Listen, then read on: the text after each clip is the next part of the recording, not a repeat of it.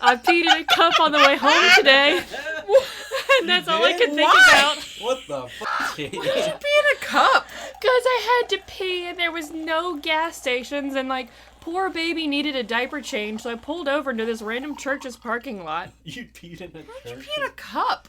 Because I had one. Pee on the ground. Because I was in a church's parking lot on a Sunday morning and it was full of cars. Kind of emergency toilet? Oh. I mean, I still would have peed on the ground. People can't tell. Well, you want to hear how baller my pelvic floor is? Oh. Did you get yourself to stop? Yes. Did you fill it up and then... I filled it up and I was like, dump. Nice. And then it was over a cup and a half. And it was with, like, the small cup. So it was, like, about this tall. Uh-huh. And, yeah. Man, good for you. Which, honestly, as much of a pain in the ass as it was, or a pain in the bladder, it was honestly probably easier than me actually going to a bathroom in a gas station because it was just me and the critter and the dogs. And it's not like I can leave the baby in the car. Yeah. But also, how am I supposed to, like, hold the baby and undo my pants and go to the bathroom one-handed when he's, 20 plus pounds? Like, that's true. That's just, and squirming. My pelvic floor is not that strong. Anytime I've taken a pregnancy test and, like, peed in the cup, it's if I have a full bladder that day and I'm peeing into, like, a small cup and I'm like, oh, it's just gonna overflow. Oh well. You're listening to The Tales We Tell, a podcast about spooky stories, unsolved mysteries, and local lore.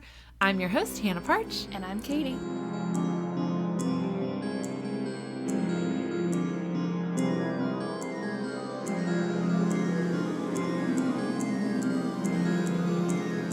And I apparently breathe too loud.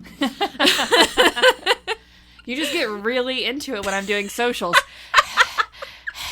Sorry if that, like, freaks people out. Some people are, like, anti-ASMR. Like, that's anti-ASMR for some people.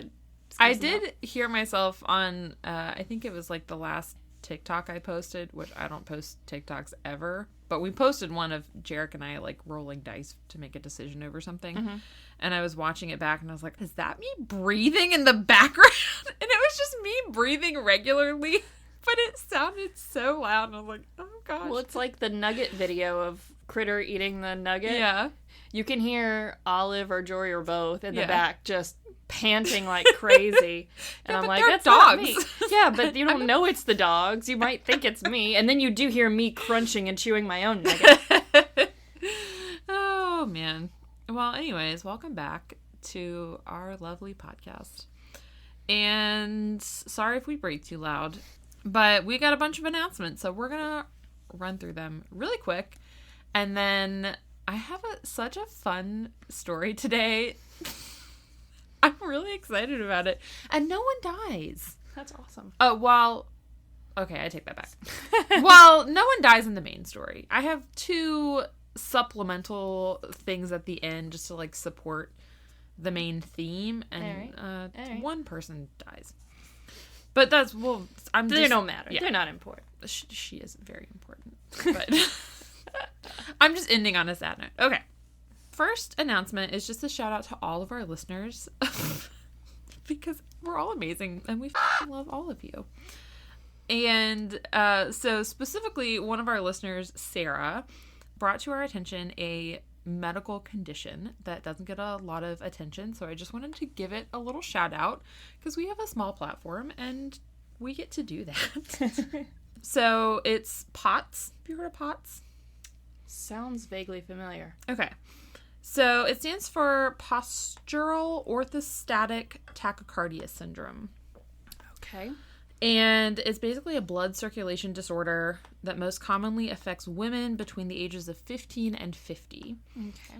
And it's a wide age range. It is. But it's really underdiagnosed. Mm-hmm. I have a really good friend who has POTS, and it's one of those things where, like, people will just struggle with the symptoms for a long time, and doctors will just kind of diagnose the symptoms and treat the symptoms. Or just kind of brush it off as, like, a...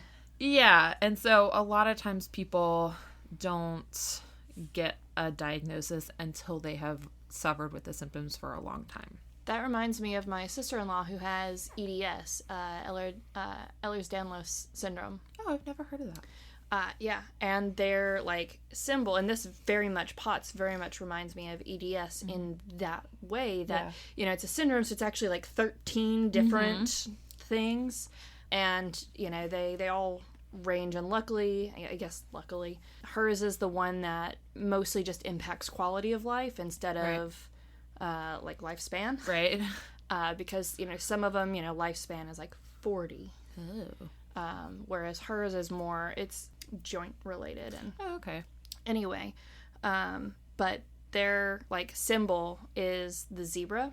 Oh. Because it's a common phrase in doctordom. Right. When you hear hoofbeats, think horses, not zebras. Right. Gotcha. Whereas, so they would see all these different symptoms. Right. And not see them as connected and not see them as this special different thing like POTS or EDS. Yeah. That's interesting. So shout out to the other little zebras. Yes. Shout out to zebras. Well, something that's interesting about POTS that I actually learned when I was looking this up. So, first of all, some of the symptoms, which I'm glad you pointed out that syndromes are like a collection of a bunch of symptoms usually. So, lightheadedness when standing, fatigue, brain fog, and heart palpitations.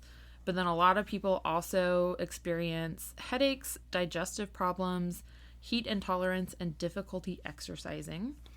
And that's all like symptoms that people probably experience on varying degrees. Like everyone's, gotten dizzy from time to time. Everyone has probably gotten heart palpitations.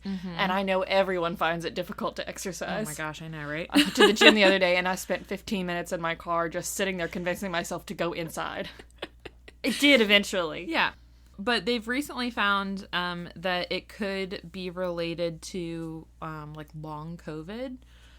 And one of the things that Sarah mentioned was like recently having COVID, and like this article that I read mentioned a patient who like had COVID and then started experiencing a lot of these symptoms.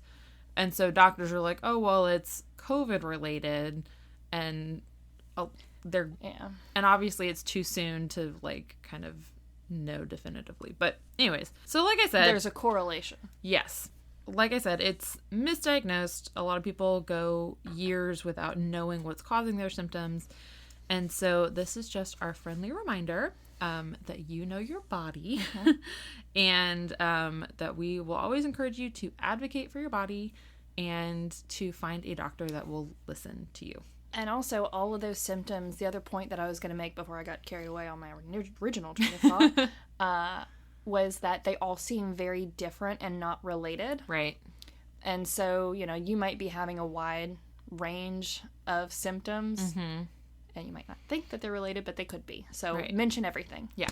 Yep. I don't know. That all goes, I think, with our vibe of just, your body and advocate for it and find someone who will listen to you and, don't be afraid to speak up. And if a doctor says, like, no, that's not important, or no, that's not a thing, like, they're not living in your body and they're not feeling what you're feeling. So just find a different one. If you don't feel like they're listening, find someone who will. Yeah, exactly.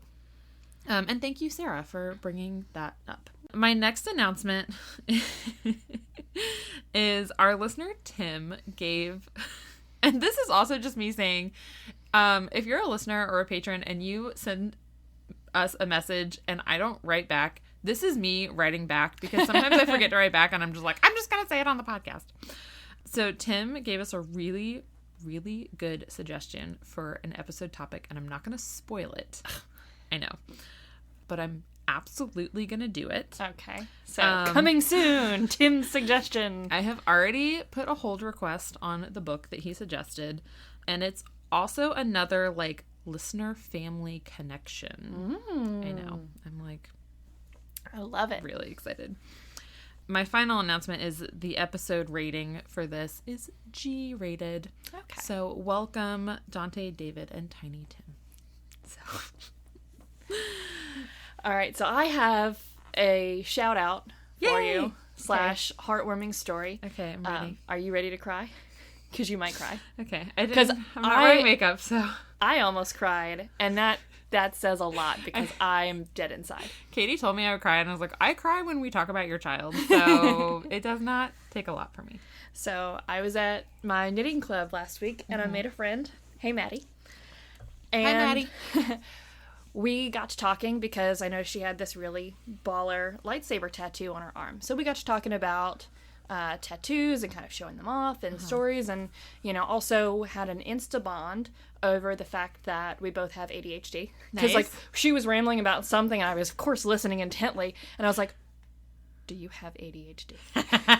And she was like, yes, I do. And I was like, I knew it, me too. I love that.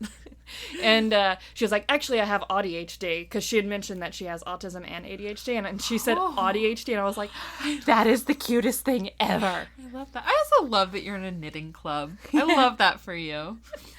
I love it for me, too, because it's great. I'm already crying because I'm just so happy for your life. This is great. So Okay. she showed me this adorable tattoo of a little ghost. Oh. It was the cutest little thing. And I was like, do you like spooky things? And she said, yes, I very much do. And I was like, do you also like podcasts? And she says, I love podcasts. And I was like, well, do I have the podcast for you? Great segue. Love it. Love to hear. I think it's verbatim what I said, actually, and pretty much exactly the same tone, too. And she's like, all right, great, what's it called? And I told her, it's The Tales We Tell. And she was like, and I was like, are you already a listener? And she's like, no, not yet, but that has been recommended to me by a couple of people, actually, but one of which was her group therapist, counselor, leader, whoever. She recommends it to the whole group. Stop. Specifically because of our stance on like normalizing mental health, promoting mental health, and also how we kind of try to deep dive into I told you were gonna cry. And how we try to deep dive into the minds of these, these people doing these horrible things. Like Eddie Gein! Yeah. Sorry. So trying to, explain but never excuse. But also the fact that we're also, again, just normalize mental health, talk to somebody, take medicine if you need medicine, take care of yourself, and all of that.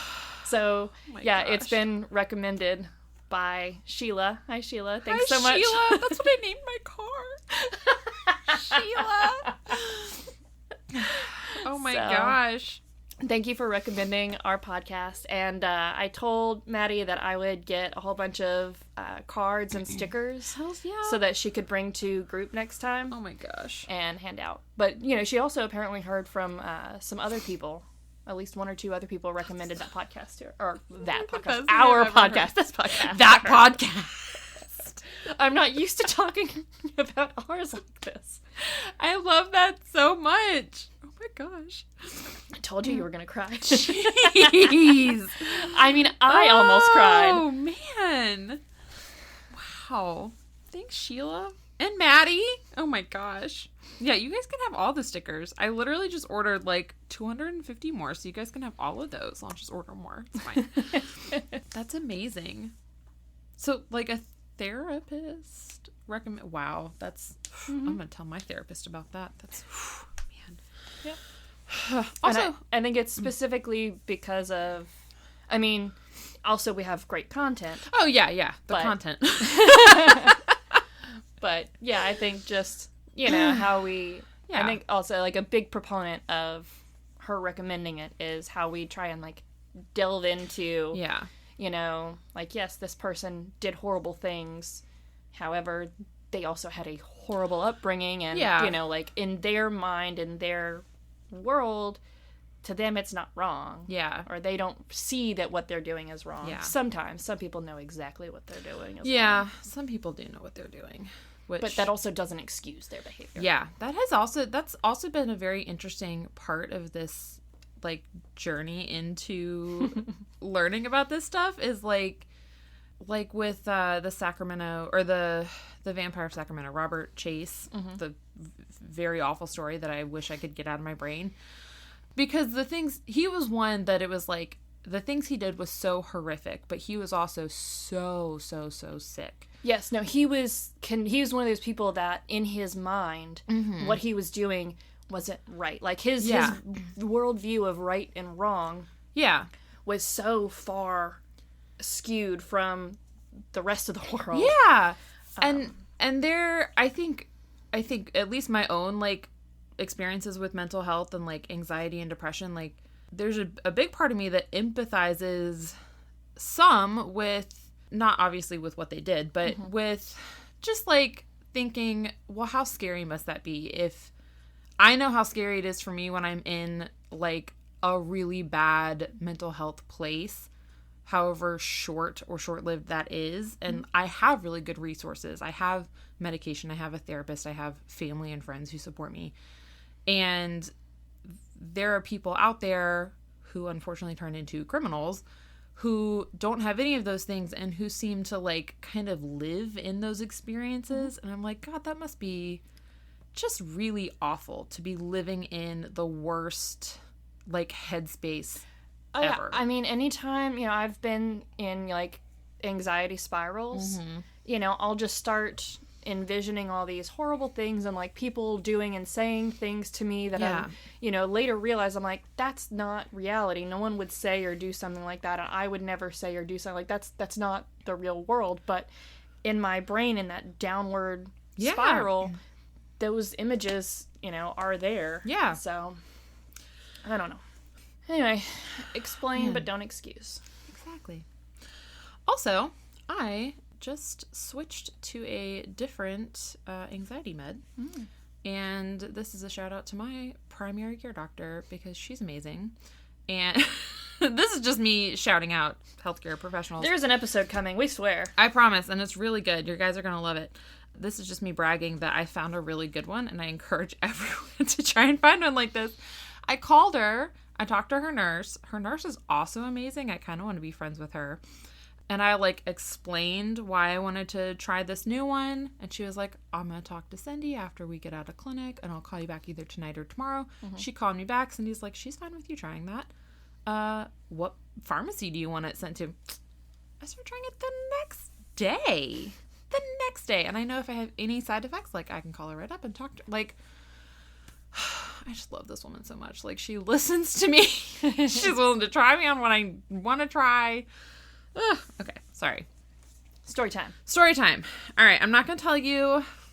I'm actually not labeling this episode by the topic. I'm labeling it by this person because there's going to be a surprise. Okay. Enough with the preamble. Let's go. All right.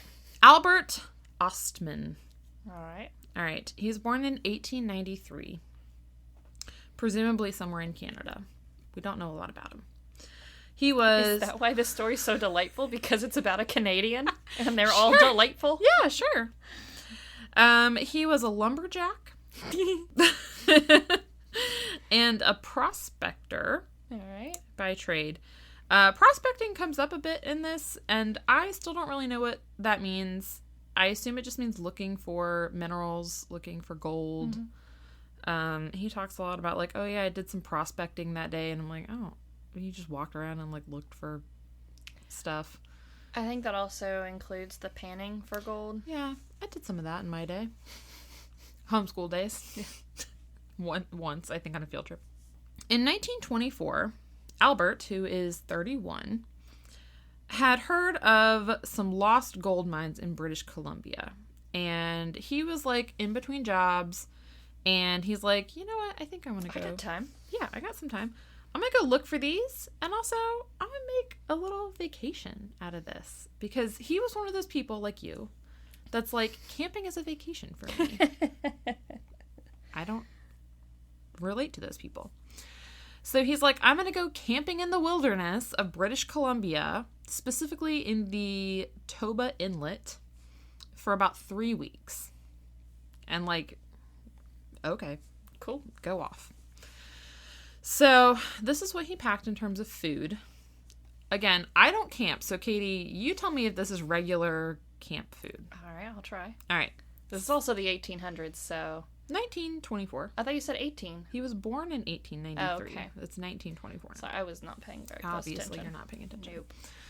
All I've right. never been good at dates and history. Okay. Side of bacon. Bag of beans. Can of salt. Can of sugar. 4 pounds of prunes. 6 packets of macaroni and cheese. 3 pounds of pancake flour. 6 packets of Rye King hardtack, which is survival bread. 1 quart sealer of butter. 2 1-pound cans of milk. 3 rolls of snuff. And then a whole bunch of various cans of food. Yeah, no, that sounds legit to me because, beans are an easy, Beans cook seem over the normal. fire thing. Yeah. Same thing with pancakes and bacon. I mean, The we- macaroni and we cheese were- kind of threw me off. okay, so we weren't camping this weekend, but we had for dinner Friday night red beans and rice. And we didn't make them this time, but we do have the mix in our cabinet, and Walker had some. We did have pancakes. Okay. Didn't make any bacon this time. And we don't drink a lot of milk. We usually just mostly use it for cooking. Right. So we didn't have any milk, but I did bring a box of mac and cheese to make for the critter. I mean, normally, yeah, our normal, even when we are camping, What about your prunes? Did you bring your 4 pounds didn't of bring prunes, but Okay. we did have bananas. Okay. I feel like those wouldn't keep very well on a 3-week camping trip, No. but it's like bringing avocados with you. They're only good for one day. And They're- you always eat it on the wrong They're day. good for 5 hours on one day. Okay. So Albert hiked through the wilderness for several days until he came upon a space that he wanted to set up camp. And the elevation that he was at, he guessed, was about 1,000 feet. So he makes a fire and he rigs up a pole from a rock, like a wall of rock, to hang his pack sack on, which is what we're calling his Cute. backpack. And he goes to sleep. And he notes that he is a very heavy sleeper. And the following morning, he notices that it looks like something has gone through his campsite, although no food is missing. So, That's good. yeah. So he's like, I think it was a porcupine. And then I got to do some research on porcupines. So apparently porcupines like to chew on leather as a source of salt. By the way, I got that information off of the Massachusetts government website because apparently porcupines are a nuisance in Massachusetts. That is delightful. It is, except for the website, it gives us information about them, and then it's here are some ways that you can deal with them, and then so it says prevention, but then it's you can also just shoot them if you want to. And I was like, no, don't do that. Okay, so the following night, Albert puts his shoes, which are leather, in his sleeping bag to protect them from the porcupine. Had they been chewed on the night before? No, Okay. but he's just speculating. And being prepared. Maybe the porcupine just didn't find him. No, right. But the next morning, he finds the campsite again has been disturbed, and this time his pack sack has been dumped out, but left hanging on the rock. You want to guess which foods were missing? Two foods were missing. Definitely the prunes. Yes, the prunes. Okay. And the butter? Nope. Hold on. The bacon. No. Last try. Not the beans. No. No, I didn't think it was the beans. This is the milk. The pancake flour. Pancake flour. Okay. Prunes and pancake flour. The salt was not missing. And remember, the porcupines like wanted salt. the salt. So now Albert's like, well, what is it?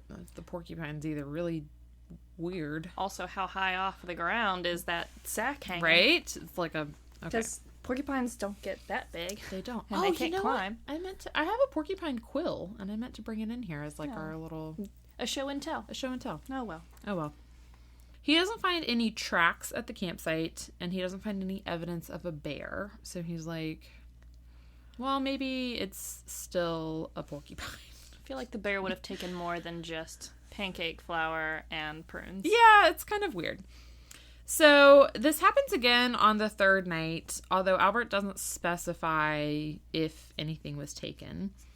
And then by the fourth night, Albert's like, I'm going to catch whatever's doing this. So he's already tried hiding like during the day and like watching and waiting. Mm-hmm. And he said that he was really hoping it was a porcupine because apparently porcupine stew is a thing, which seems extremely tedious to make to me because of all the quills. Unless you would just flip them over and I don't know. But he specifically said porky stew. He called them porkies. Actually, so we already know that my husband is like a purveyor of garbage reality TV. It's not what I thought you were going to say, but okay. I'm going somewhere with this, I swear. Okay.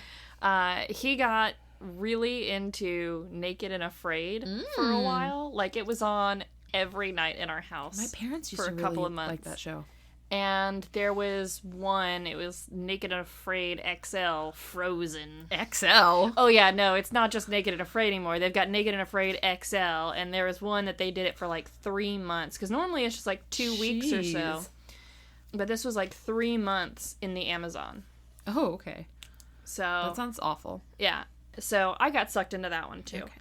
But then we started, so that one was over, and then it was like Naked and Afraid XL Frozen, and so this was like a month. That sounds so dangerous. Yeah, and they're given like one thing of fur, okay, but they're still walking around barefoot in the snow. Oh, okay. But one team was able to trap a porcupine.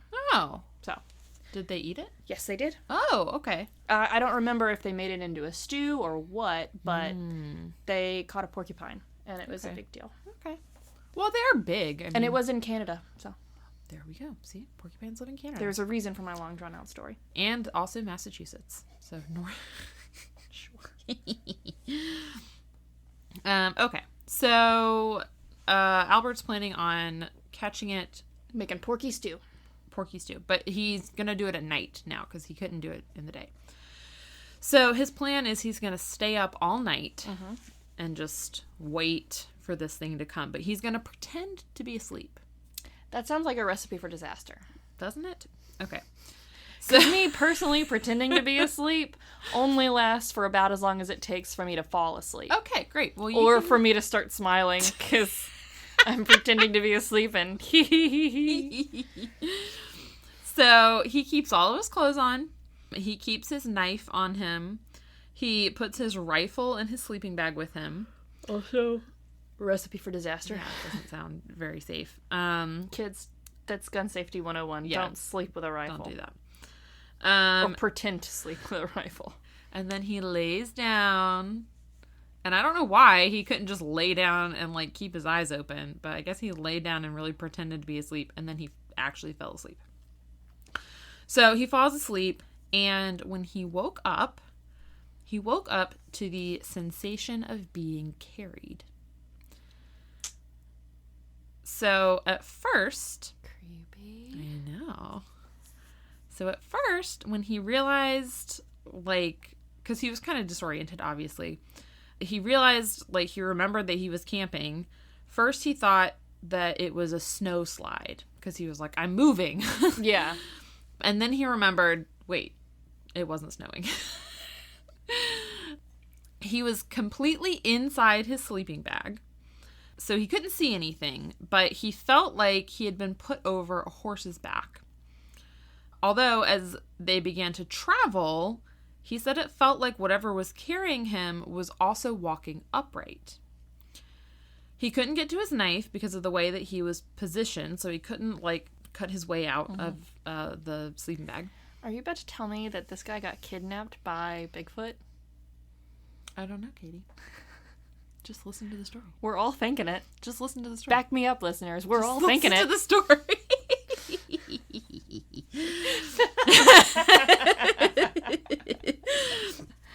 Okay, so he's holding onto his rifle because he can grab onto that, I guess.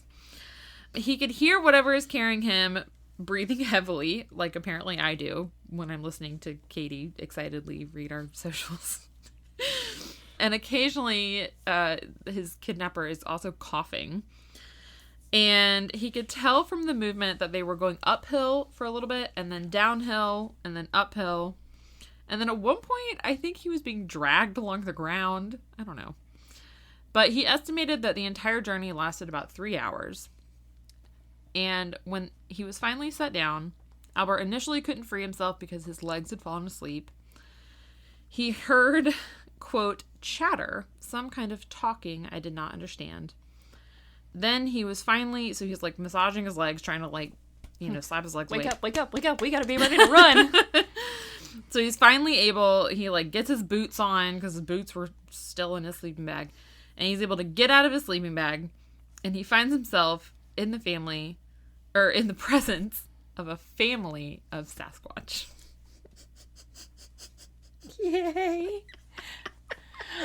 Also, I was envisioning a new t-shirt design of Sasquatch and something about prunes and pancakes. Nice. Okay. Hide your prunes, hide your pancakes. I like that. Okay. So new stickers coming soon. Okay, so this is not just any family of Sasquatch. It's a nuclear family. I was about to say, is it the royal family? It could be. I don't know. Who knows? So we have... Actually, I wonder, are they a religious monarchy? Or no, a monarchy, a religious oligarchy? We'll never a know. Democracy? Communist? Communist? Socialist? Socialist? I feel like they're the communists or socialists, like what it's supposed to be, not what it actually is. Because those are the things that like they kind of sound good on paper, but then in practice it's a whole lot of garbage. Yeah.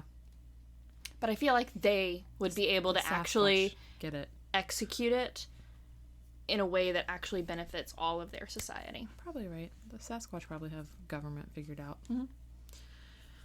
Well, they do have a nuclear family. All right. So, adult male, adult female. Can we call Albert, or what is his name? Albert? Yeah. Albert. I'd second guess myself for a second. Can we rename him Goldilocks? Sure. Well, because I've to keep the different Sasquatch.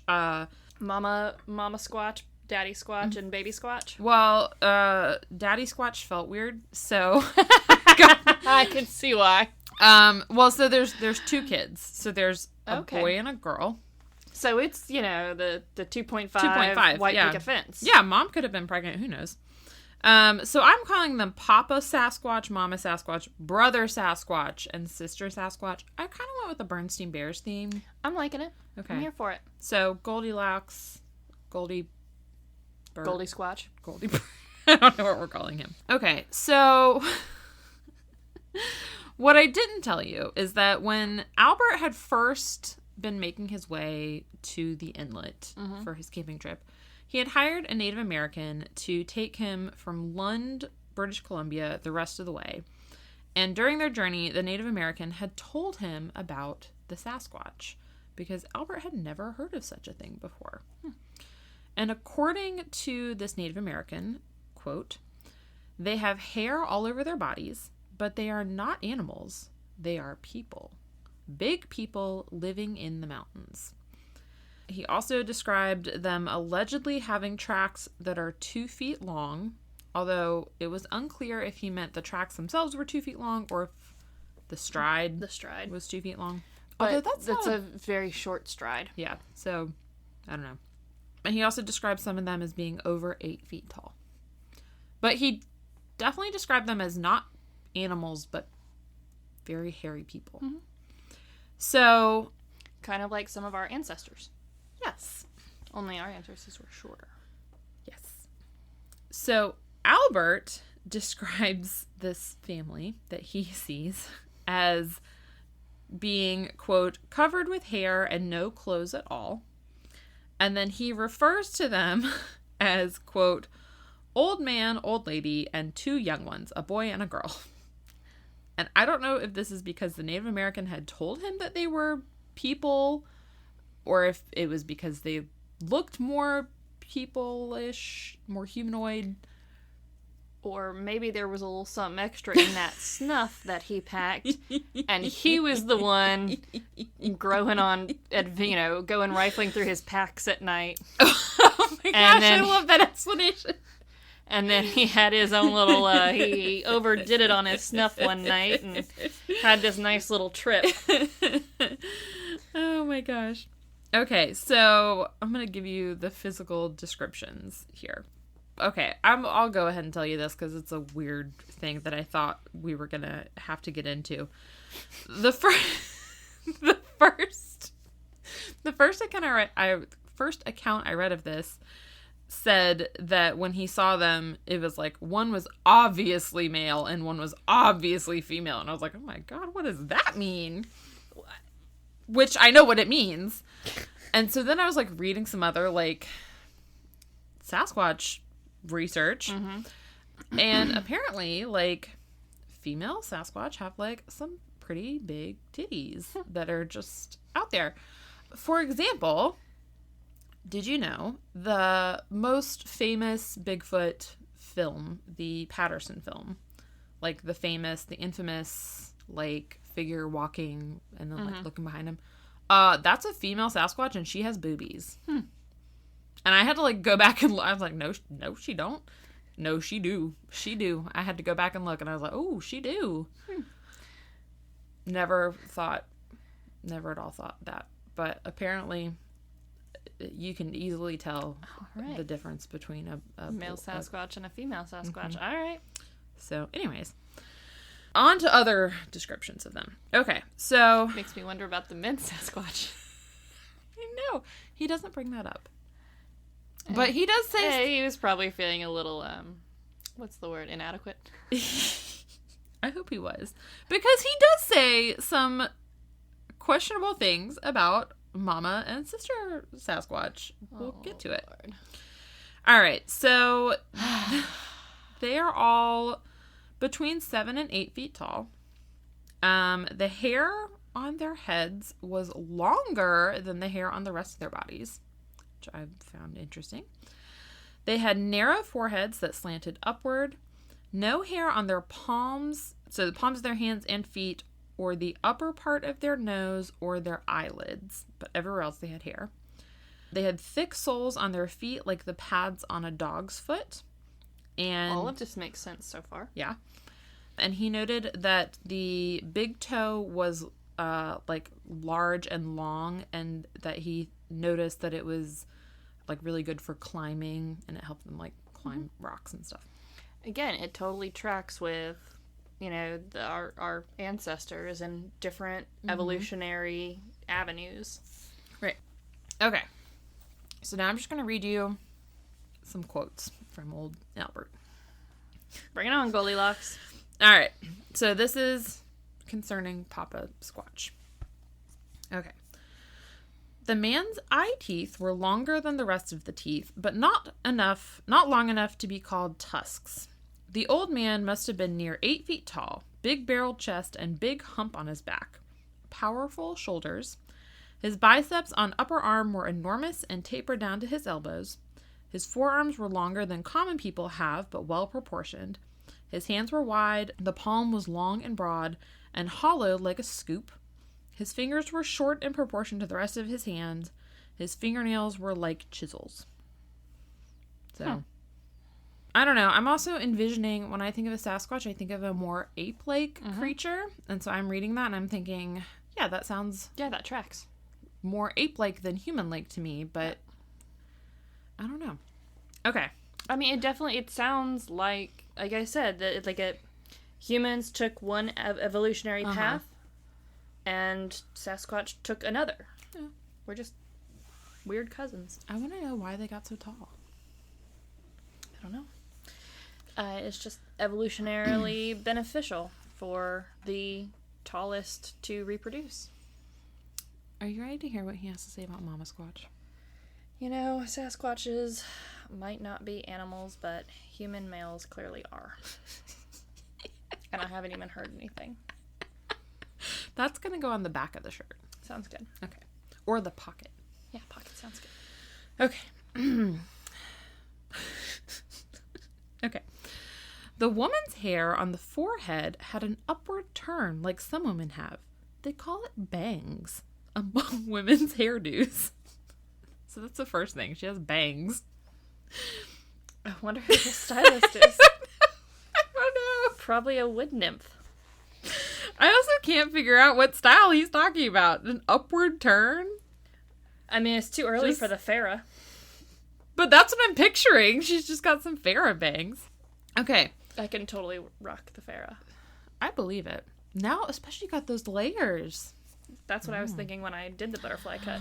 You should do that thing that, that other TikTok hair thing where you, like, do the... I think you have to do the hair curlers and then you, like, flip your head a bunch of times and then it comes out really feathered. I can do that. Okay, great. Okay. Nowadays, the old lady could have been anything between 40 to 70 years old. So again. Awesome. I'm getting closer to 40 every day. Can't wait to hit it and be labeled an old lady. So, yay. Back to our very broad age ranges here. So, unfortunately, I guess to be fair, I probably am an old lady because Friday and Saturday nights this week, I was like, awesome, I made it all the way to 7 o'clock. I'm ready for bed. I think I forced myself to stay awake until 8 o'clock, and I was like, okay, I'm going to bed. I'm going to read. To be fair, my child is exhausting. He climbed into the warming drawer. Yeah. And out of the warming drawer, and back into it. He seems very exhausting. He is very exhausting, but he's so freaking cute. Well, I rearranged my chiropractor appointment so that I could go to bingo in a few weeks. So. And you make fun of me for going to knitting club. No, I was very happy for you to go for going to knitting club. Yeah, after you got the sappy story. No, it was before. I was crying over your knitting club experience. Okay. Okay. Tell us more about his Mama Squatch comments on Mama Squatch. Okay. She was over 7 feet tall. She would be about 500 to 600 pounds. Oh. She's solid. I know, right? She had very wide hips and a goose-like walk. So she waddled. Okay. Probably like, kind of. Yeah, okay. Shaking her booty. She was not built for beauty or speed. Which, shut the fuck up, Neither Albert. was I, but somebody loves me. Okay, and then are you ready for this? Yeah. He's talking about a fucking Sasquatch, by the way. Okay. Some of those lovable brassiers and uplifts would have been a great improvement on her looks and her figure. Albert! I need a minute. Sir! You are a 31-year-old man in the wilderness. Yeah, of course he's thinking about sexualizing this female Sasquatch. He's been alone for several days in the wilderness. She's between 40 and 70 years old. Leave her alone. Hey, some men like the cougars. She was not built for beauty or speed. Or for you. Climb her like a tree. I just love that he's out here and he's like, surely the world wants my opinion on the looks of and my attraction level to this God, this is just adult. This is just quintessential freaking patriarchy bullshit. Right? I know that this is a Dante David Tiny Tim safe episode, but this is bull squatch. Bull squatch. Oh my gosh, what a great word. Because when he described the male of the species, it was very descriptive and, like scientific almost in his descriptions. Like, he was very to the point. When it came to the female, it was all editorializing. I know. And it was already saying that she should change this or do that, or she's not good enough in this way or that way. Literally, all we know is that she has wide hips and she walks like a goose. And she has should bangs. definitely have a bra on. Yeah, she's got some saggy tits, but like... Who doesn't? Yeah, news alert, guys. When you hit 40... Also, we all do. Yeah. We just all wear bras and you can't tell. Sorry, that's the reality of it. It's called gravity. If you don't know that, it means you haven't seen real boobies before. So I okay. Well, All right. mine were nice, and then I had a kid. There. Wow. I miss my boobs. Well, maybe one of those lovable brassiers and uplifts would help you out. No, because then I have to wear underwire, and that's uncomfortable, and I'm not here for it. Yeah, no one's here for that. Well, you know what they say, not built for beauty or speed. That's another on there. t-shirt. Yeah. That is going on another t-shirt. Not built for beauty or speed. I want that on a tank top, and I can wear that to Lyra. Yeah, I would love to wear that to the gym. Not built for beauty or speed. Which, to be fair, I don't have to be speedy in Lyra. I should definitely wear that and, like, get on the treadmill. I never get on the treadmill, but I'll just, like, go at a leisurely pace while wearing that shirt. I like it. Not built for beauty or speed. Okay, I might need these shirts. Okay. It'll also have a Sasquatch on it. Okay, yep, okay. New line of merch coming soon. A girl Sasquatch with saggy tits, and it says Yes. not built for beauty or speed. And kind of a little bit of a belly, like a Yeah. mom pooch. Okay. She definitely needs a mom pooch. All right, we're here for it. We're getting better at those too. That's because I didn't move my hand. Just wait for it. I'll do the hand-eye coordination thing. I'll do the sport. Yeah, you do the sport. I'll do the hand. Okay. So, Okay. is that all of the misogynistic comments that he has for us? Well, At least in this round? no, we still have to get to Sister right. Squatch. That's right. Okay, but I'm gonna tell you about Brother first. Okay. Let's go back to descriptive and scientific. Yes. Okay. The young fellow might have been between 11 to 18 years old. So again, prepubescent boy to That's adult. also begging the question that Sasquatch age the same way that Yeah. humans do. This is true. Because I know that they're not animals. Right. And I'm differentiating them as a different species, but not equating them as animals. They're just a different species from humans. Yeah. I don't know where he's Because getting humans these. are animals. I'm like, just at this point, don't He's just making don't shit guess up. their ages. Just say an adolescent. Okay. So 11 to 18. Gotcha.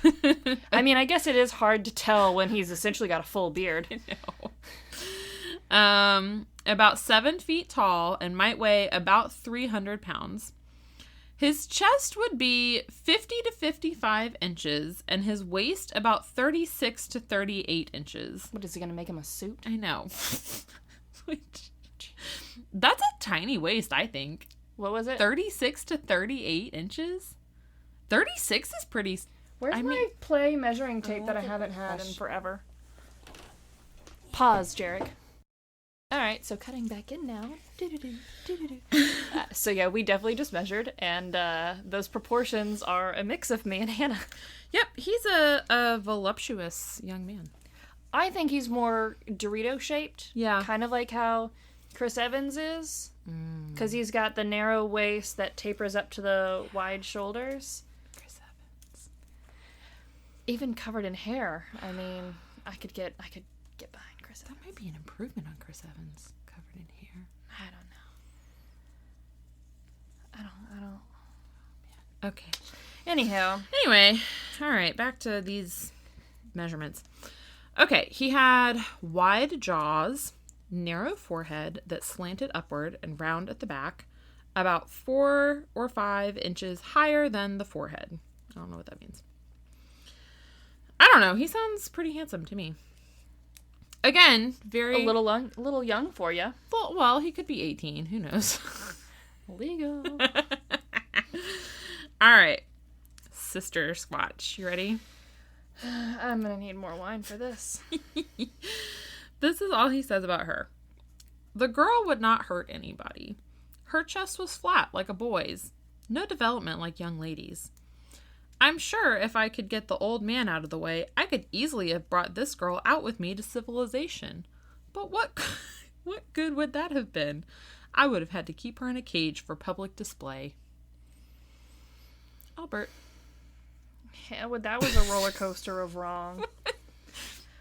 Starting out with,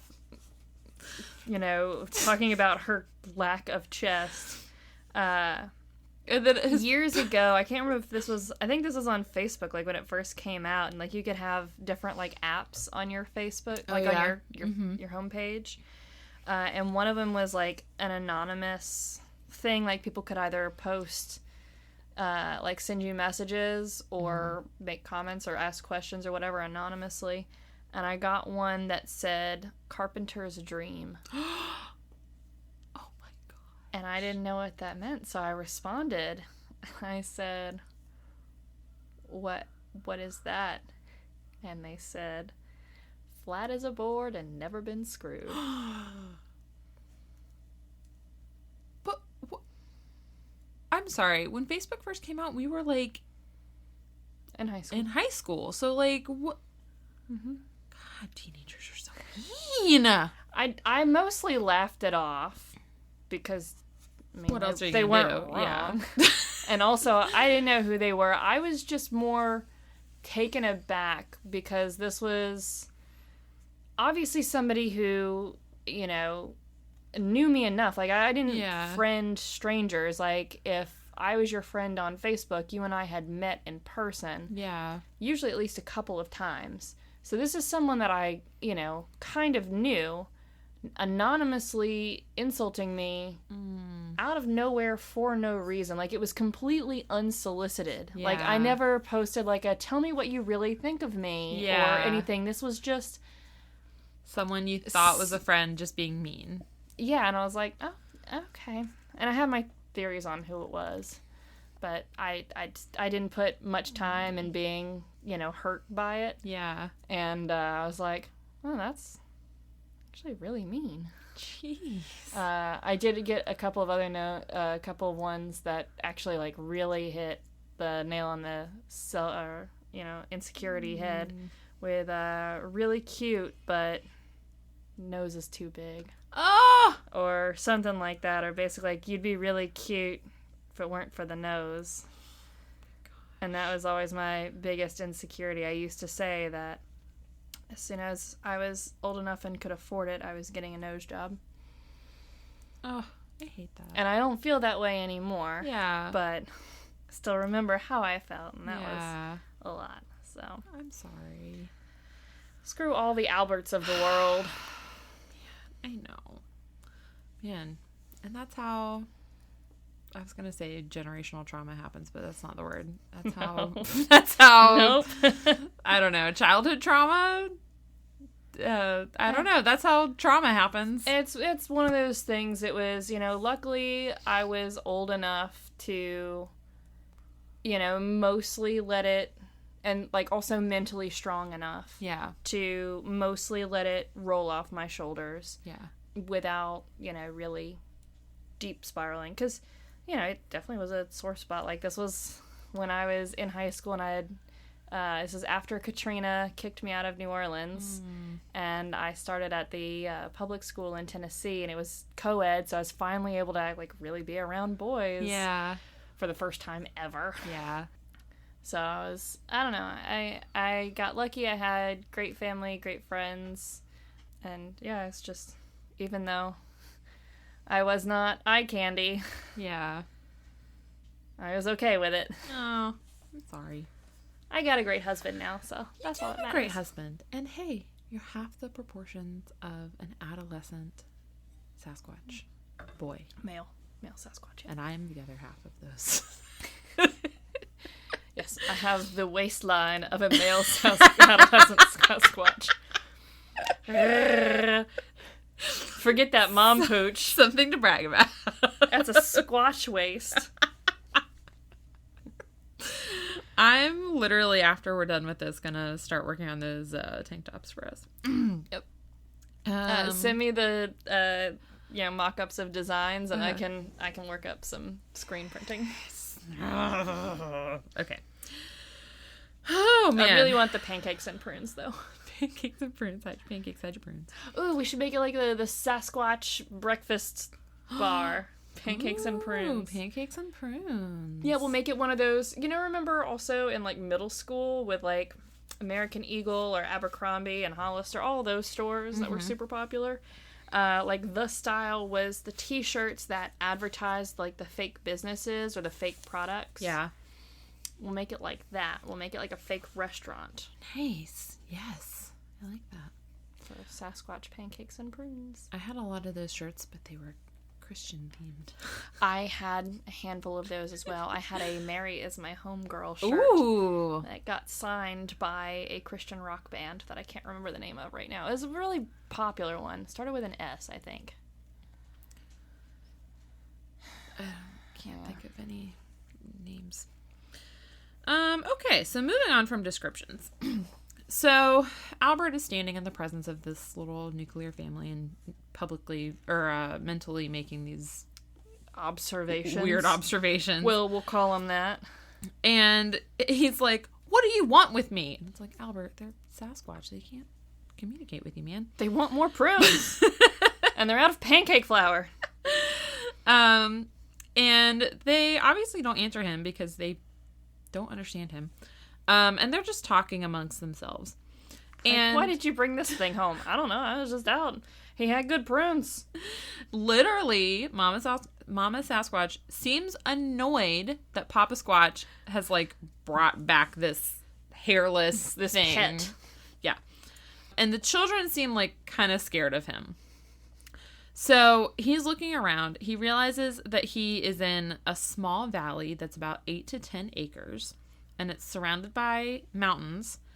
And there is one entrance and one exit. Like the same thing. One's not an entrance and then there's another exit on the other side. And it's on the southeast side. Papa Squatch has thoughtfully brought along Albert's pack sack. And so when the family leaves him alone, Albert basically sets up a little camp for himself in this valley. And then Albert spends 2 paragraphs describing what kind of food he has left and how he makes coffee. It's so boring. This man does not know how to write. I'm like, come on, man. We don't care about that part. He's very verbose on his I know. food He's like, prep. so then I went through my pack sack and I had this and this and this left. And then I decided to make coffee and this is how I did. It's like, Albert, you're with a family of Sasquatch. We don't care about the food. All right. So Oh, goodness. he gets up and explores the space within the valley. He finds some fresh spring water and he sees where the Sasquatch family sleeps, which he described as a shelf in the mountainside. The floor has been covered in dry moss and then, quote, blankets woven of narrow strips of cedar bark packed with dry moss. So they're quite, what's the word I'm looking for? Resourceful. Yes. It's funny, a lot of times when I'm knitting, I'm just like, I'm making things out of sticks and strings. And I'm like, you know what? I bet I could survive. You know, like, if I was on Lost, Yeah. I'd be like, I'm not hunting, but I'll be able to, like, weave beds. I can make clothes.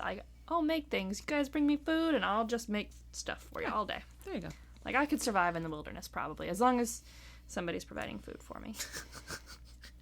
I mean, I'll go gather, sure. Yeah. But I could hunt if I had to, but I don't want to. Yeah, I don't want to either. So, brother and sister Squatch are showing some interest in Albert's stuff, but they're still keeping their distance from him. And when he gets back to his camp, he tosses an empty snuff box to brother Squatch, who seems really interested in it, and he shows it to his sister and his father. Because it's like this weird little alien thing that we found. This is what is this thing? The next day, Albert's like, I'm gonna leave. And so he just packs up his stuff and tries to walk out. And Papa Sasquatch is like, no, you're not gonna leave. You're our pet now. He blocks the exit. Albert says that he says something that sounds like, quote, Saka Saka. I don't know what that means. I don't speak Sasquatch. Don't speak Sasquatch either. Albert said that he considered shooting him, but worried that his rifle wouldn't do much damage, so he just returned to his campsite. And I'm like, okay, Albert, that was your plan? You thought you were just going to walk out and then... Waltz right out of there? I don't know. Almost as good of a plan as pretending to be asleep. I know. Albert, I don't know what... He's not 31. It's not like he's not good at making plans. It's not like he's between 11 and 18 and doesn't know what he's doing in the wilderness. So he starts to come up with a plan, and his plan is essentially that he is going to kill Papa Squatch. But he is not confident that his rifles will do it. And so he starts thinking, and he remembers a story about a man who saved himself from a bull by blinding the bull with snuff. And he's like, oof, I've got a lot of snuff. So he's like, I'm going to befriend Brother Squatch. I don't know why Sister Squatch wasn't involved in this. Because he was too worried about wanting to date her. Yeah. But then knew that he couldn't take her into polite society and he'd have to just keep her in a cage and then, make her a sideshow. He was worried about her development up top. Yeah. He also, he would have gotten distracted looking at her lack of boobs. All right. So his new plan, he's like gonna befriend the brother. So on day 3, I don't know what Albert does all day because apparently Mama Squatch, the first thing he says is that Mama Squatch comes home around 4 p.m. So I guess she was running errands. I don't know what he was doing until then. Why couldn't he have just left then? I guess everyone else was home. I don't know. Who knows? She brings back grass, twigs, spruce, hemlock, and nuts. She just went to the grocery store. Yeah, she just went shopping. And also apparently Brother Squatch goes out every day. And Albert observed that he was a very agile climber. Remember his big toe? Yep. And Brother Squatch returned this day with some grass that had long, sweet roots. And he gave Albert some to eat. And Albert, I guess, was not worried about being poisoned. And so he ate some of the grass. And in return, Albert gave him another snuff box, and this time he left a little snuff in it. So he had some milk cans left over, and so he made Brother Squatch and Sister Squatch some dippers out of the milk cans. He goes into long, boring detail about how he does this. Like, he basically writes like a little tutorial, and I'm like, Albert, no one cares. No one's trying to make these. But, like, Brother and Sister Squatch like them. This is all part of, like, getting the children to like him. And then Albert puts some snuff in his lip and makes this big deal about, like, oh, it's so good. It's so tasty. Like, you're really gonna like it. So... It's natural. Yeah. So his plan, I guess, is to get Papa Squatch to eat a whole box of snuff. Because he thinks that is going to kill him. And Albert says specifically he wants to do it this way because then he would not be guilty of murder. Priorities.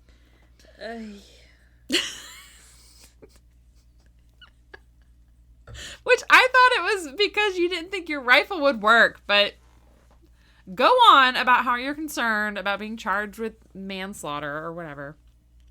Okay. So, who's gonna press charges? Mama Squatch? I don't know. I think his conscience. He's just like, oh, I couldn't handle knowing that I killed my kidnapper to be free. But he was fine killing a porcupine. I know. The porcupine didn't do anything to you. Luckily, he didn't find one. Mm-hmm. Here are some observations that he makes about the Squatch family. He doesn't ever see them eat meat while he's with them. He thinks that they probably travel from place to place as food is available and that the family where they're staying right now is just temporary. He notices that the children are both very active, always climbing or playing, which reminds me of like monkeys. Real children? Well, yeah, some children. Did I not show you the pictures of my child who had Your climbed into the oven warming Your child drawer? is 11 months old. He was also, Shelton left the pantry open because, of course, and he was standing, but that wasn't enough. He was trying to climb up to the next rung of the pantry, and I'm like, you're not even standing on your own for long periods of time yet. Stop trying to climb things. Anyway, these children are between 11 and 18 years old. Yeah. And we have no idea how old Sister Squatch is, but not old enough to have boobs. So Yeah. that's all we know. But old enough to be taken into polite society, probably. As long as she was in a cage to be observed. Yes. One of the children's favorite activity was to sit on the ground and hold their feet so that they were balanced on their butts, and then to try and bounce forward and see how far they could go. That does sound fun. And Albert says that he saw Brother Squatch go as far as 20 feet one time. Which is pretty impressive. He also said that they would sit down by turning their knees outward and then just going straight down. Seems pretty... It's a Sasquatch. I might try that next... Well, no, I won't. No, I'm not going to do it. I fell so much at Lyra last time I went, and I'm not trying to do that again. And then they would get out of that position without using their hands. So they were just... It's like a deep plie, and then... Sure. Yeah. You plie, your knees go out. Yeah. My knees and hips are the least flexible part about me. Mine are probably the most flexible to the point that it causes me pain. Lots and lots of pain. I'm working on it. I'm trying to be more flexible. So, one morning, and this is on what we think is about the 6th day in captivity, Albert is making his coffee and he's eating some of his bread with some butter, and he talks about how delicious it is, and we're like, Albert, no one cares. So he's doing this, and Papa and Brother Squatch come over, and they sit about 10 feet away from him. And Albert takes out a box of snuff, and it's full. He puts some in his lip, and before he can put it away, Papa Squatch reaches over, and he takes it from him. And then he empties the whole thing in his mouth. And... predictably, after a few minutes, he starts to get sick. Yep. So his eyes roll back in his head. He begins rolling around on the ground and then, quote, squealing like a stuck pig. And then he got up and ran to the spring for some water. Brother Squatch ran and told his mom. And then Mama Squatch started chasing Albert, who had gotten up and started to run for the exit. Albert says that he was barely able to make it out, and he had to fire his rifle at Mama Squatch to get her off his tail. But he was able to make it out. He spends several more paragraphs talking about, like, the details of finding his way back to civilization, which, again, no one cares anymore, Albert. It's an adventure story. But he finds his way back to civilization where he doesn't tell anyone what has happened, for fear of being ridiculed. Which I would argue, you don't have to tell them that you were kidnapped. You could just be like... I came upon a family of Sasquatch. Yeah, or just like, hey, I heard some noises over here. Let's go hunting. Oh my god, Sasquatch. That's crazy, right? 1924 is when this happens. He tells no one until 1957. Then how can he trust his memory if it's been that long? Exactly! That's what I... thank you. So, in 1957, Bigfoot sightings were becoming more popular. And then Albert was like, oh, I feel more comfortable coming forward. Convenient. And he goes to the local paper with his story. And eventually, he told his story to famed Sasquatch researcher John Green in 1971, which is where I got much of this information. So, 1971, he is recollecting information that happened almost 50 years previous. And he's remembering, like, oh, the son had a 50 to 55 inch chest, and, like, his forehead sloped this way, and it's like, okay, but did it happen that, like it'd be one thing if, you know, he went home and wrote all of that down somewhere, and then, like, you know, recollected from his journal as well as his memories. But yeah, no. Yeah. And I didn't see anywhere that that was the case. Because surely with all the detail he was giving, he would have said, like, and then I sat down and wrote in my journal for, like, 4 hours about everything that happened. Which, see, that's one of the things, like, we always, when we do go camping, we always bring our camping journal. And most of the time, it's just lists of things we need to do. You know, like, oh, this is a project that I'd like to do to improve the pavilion, or this is something that we need to do for the cabin, or, like, here's some measurements, or here's, like, how we should lay out this, or whatever. Most of the time, it's just lists. Sometimes it's game scores from me whooping Shelton at 5 Crowns, or golf, the card game. But, you know, a camping journal, like, if you're out camping, you bring a journal and you write down your thoughts. Like, that's the prime, like, journaling is already just an awesome exercise. Yeah. Agreed. I mean, I wish I did it more regularly. I know I need to, but just having somewhere to brain dump is so good. Yeah, it is. Especially if you're out camping. Especially if you're out camping by yourself. You've got no one else to talk to. Don't keep all that stuff in your brain. Get it out. Do a brain dump because you've got no one else to talk to. Talk to the page. Yep. What if he did journal, but he was just too embarrassed because it was all just like him talking? I have a crush on Mama Squatch. That's what I was thinking. It's just like... It's like Letters to Penthouse Sasquatch edition. He's like, I wonder when Sister Squatch is gonna get her boobs in. Oh my gosh. Okay, so, like, obviously there's no way to prove or disprove it, which is, like, Right.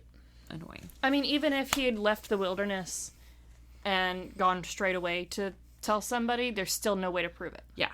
So, so that's Albert's story. I am going to quickly tell you 2 more instances of people who claimed to be kidnapped by Bigfoot, because Albert's not the only one. Both of these are, you know, probably not going to give Albert a lot more credit. So the first one in 1976, Sherry Darville, who was 25 at the time, of Redding, California, claimed to have been kidnapped by a Sasquatch while on an expedition in the Six Rivers National Forest with a group of filmmakers who were coincidentally specifically looking for a Sasquatch. Which I will say, the thing about Albert's story is, like, at least he wasn't like, oh, I was on a camping trip looking for Sasquatch and Right. I happened to be kidnapped by one. How convenient. Because that's the other thing about the Patterson film, which I'm going to do a whole episode on Bigfoot, I promise. So I'm trying not to get into, like, too much of the regular stuff. But, like, he was like, out actually looking for Bigfoot. And then he was like, oh, you conveniently got, like, the clearest footage of the time of a Bigfoot? Okay. All right, so Sherry, she's out in the wilderness of, Six Rivers National Forest. She somehow gets separated from her group. Despite a search effort that lasted for 3 days, she wasn't found. And then after 3 days, she randomly wanders into a ski lodge, disoriented and carrying, quote, a bushel of lilies and twigs. And she told authorities that when she was separated from her group, she encountered a Sasquatch, which then kidnapped her and took her back to its den. And over the next few days, the Sasquatch brought her gifts of, quote, berries, flowers, stones, pebbles, those are the same thing, and dead bird. Well, stones are stones. Pebbles are very small. Very rocks. small rocks, which float in water. Dead birds was the last thing. And she took these to be gestures of affection. One's a little full of themselves. And then she said she just escaped one day when the Sasquatch was asleep. She was dubbed the Bride of Bigfoot by the media and received mixed reactions to her story. However, her story quickly lost credibility when the filmmakers that she had been with began claiming that they had footage of the Sasquatch carrying her away but refused to release it. And she eventually sold her story to the Weekly World News for $250, and it just kind of faded away, and no one believed her. Yep.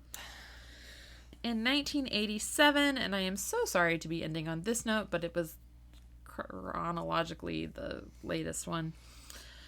Teresa Ann Byer, who was 16, disappeared in the Sierra Nevada mountains while on a camping trip with Russell Skip Welsh, who was 43. And he's not related to her. I have some issues with this setup. Yeah. Teresa, unfortunately, had a very abusive childhood and was living with an uncle who was also likely abusive at the time of her disappearance. She was described as, quote, a slow learner and immature, and she had a really small frame, so she was just like... Sounds like she was developmentally delayed, as well as probably physically. Yeah. I wonder if maybe she didn't have the best prenatal care. Yeah, I wondered about that too. For whatever reason, her 43-year-old neighbor, Skip Welsh, who was a heroin addict, was allowed to take her camping in June of 1987. And I'm sure she just wasn't straight up kidnapped and nobody cared. I don't know. Okay, continue. I'll stop making snarky comments. I almost made this a whole episode and I was like, this is too sad. Glad I poured a little extra wine I know, for this. I know. He allegedly told her that they were going Bigfoot hunting because he was apparently really obsessed with Bigfoot. When he returned without her several days later, police obviously questioned him. His story changed several times, but ultimately he landed on a story saying that she had been kidnapped by a Sasquatch. You know what? I hope that is actually true. She's probably getting cared for even better by the Sasquatch. I agree. Than any kind of abusive setting. He also told police that she wouldn't be coming home because she was probably happier living with the Sasquatch community than with her own family. It's probably true. Yeah, I'm like, for her sake, I hope that that is true. Seeing as how it's coming from a heroin addict... It's, yeah. I don't think that it is true. Yeah. I mean, maybe Mama and Daddy, maybe brother and sister Squatch grew up, and it's just them. And now it's husband Squatch and sister-in-law Squatch. Yeah. We'll go with that. Okay. Police investigated, but they didn't find any evidence of an actual crime, besides, like, a literal missing child. And they didn't want to charge Skip without evidence in case Teresa's body turned up later because of double jeopardy. And her disappearance remains unsolved. And I really hope that she's living with the Sasquatch community. I hope so too. Anyways, sorry to end on that horrible note. Because everything else was super fun up until then. I know. And I am going to do a whole episode on Bigfoot and Sasquatch because I already started that research. But Bigfoot abductions, I forgot to mention at the top of the show, this was actually a suggestion, not from a listener because he refuses to listen, but from my coworker, Taylor, who gives me, I know, he actually gives me a ton of episode recommendations. So he's interested in the material, but not interested in listening to us. He doesn't listen to podcasts at all in general. They're not everyone's cup of tea. It's fine, but I'll take his suggestions all day long. And so on the next Bigfoot episode, can we do a deep dive into the kind of people that make these claims? Yeah, sure. Because, like, you know, there's some people who, you know, some of their stories are like, that's actually kind of credible. But then there's other people that kind of really negate their credibility. Yeah. And then there's the people that are just looking for their 15 minutes of fame. And it's people, I don't understand. You know, it's like the people who call in confessing to crimes that they didn't commit. Yeah. Like, why?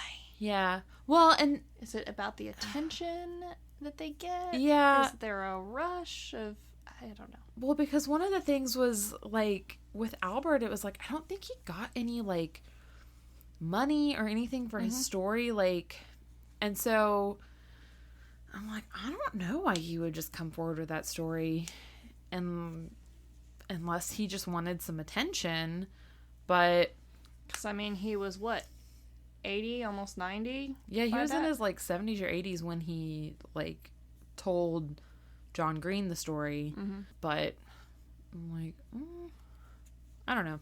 The Bigfoot episode will be dedicated to my mother and father-in-law, Stephanie and Bob, because they are big Bigfoot people.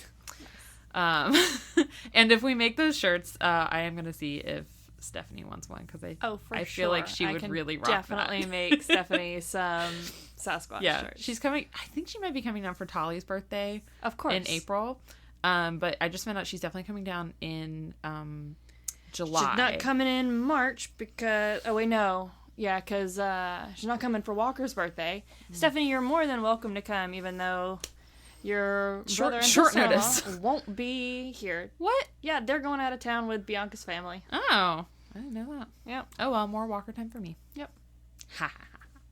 In the jungle. I need to start working on that. That's so soon. It's so soon. Like...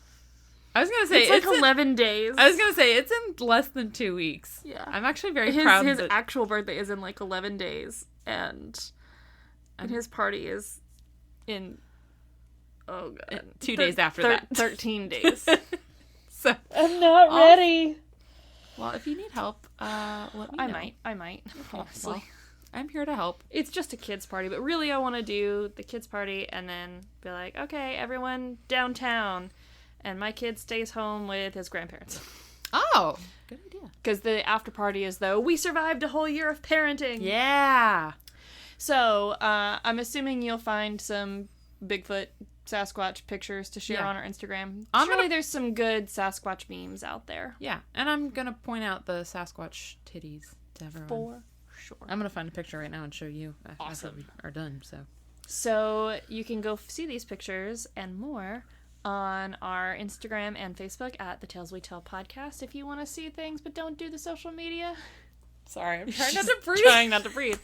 You can check out our website, thetaleswetellpodcast.com. And if you want to get yourself some sweet, sweet swag and support us, you can go to redbubble.com. We have several different logos that you can put on just about anything. The Sasquatch merch will happen. I guarantee it. Yes. And you'll find it there.